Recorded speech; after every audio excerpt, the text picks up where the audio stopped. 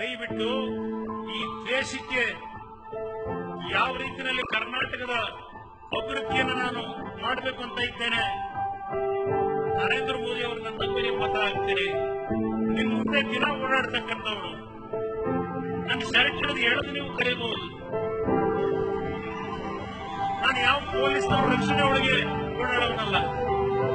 ನೋಡಿದಿರ ನನ್ನ 10 ವರ್ಷದ ನನ್ನ ರಾಜಕೀಯ ಜೀವನದಲ್ಲಿ ಯಾರ ಬೇಕಾದ್ರೂ ನನ್ನ ಎಳಿಬಹುದು, ನನ್ನ ಕೈ ಹಿಡ್ಕೋಬಹುದು, ನಿಮ್ ಕಷ್ಟ ಹೇಳ್ಕೋಬಹುದು.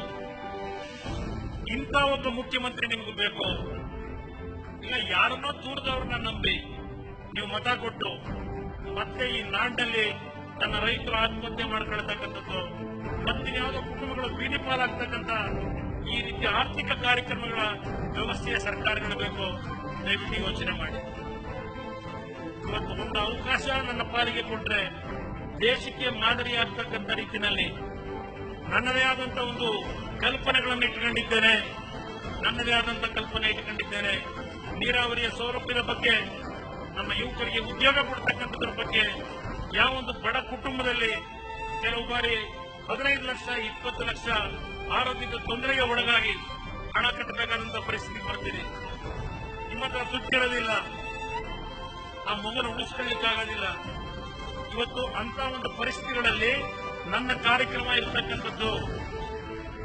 ಇವತ್ತು ಸರ್ಕಾರದ ಮುಖಾಂತರವೇ ಪ್ರತಿ ನಾಡಿನ ಕರ್ನಾಟಕ ರಾಜ್ಯದ ಪ್ರತಿ ಕುಟುಂಬಕ್ಕೆ ಸರ್ಕಾರದ ಮುಖಾಂತರವೇ ಒಂದು ಹೊಸ ರೀತಿಯ ಹೆಲ್ತ್ ಆರೋಗ್ಯ ಸ್ಕೀಮ್ನ ಆರೋಗ್ಯ ವಿಮೆ ಕಾರ್ಯಕ್ರಮವನ್ನ ತರ್ತಕ್ಕಂಥದ್ರ ಮುಖಾಂತರ 15 ಲಕ್ಷ 20 ಲಕ್ಷ ರೂಪಾಯಿ ಖರ್ಚು ಮಾಡಬೇಕಾದಂತ ಪರಿಸ್ಥಿತಿ ಬಂದ್ರೆ ಆ ವಿಮೆ ಹಣದಲ್ಲಿ ಬರ್ತಕ್ಕಂಥ ಒಂದು ಕಾರ್ಯಕ್ರಮ ಕೊಡಬೇಕು ಅಂತ ಏನಿದೆ, ಆ ವಿಮೆ ಹಣವನ್ನು ಸರ್ಕಾರವೇ ಕಟ್ಟತಕ್ಕಂಥ ಒಂದು ಕಾರ್ಯಕ್ರಮವನ್ನು ತರಬೇಕು ಅಂತ ಇದ್ದೇನೆ.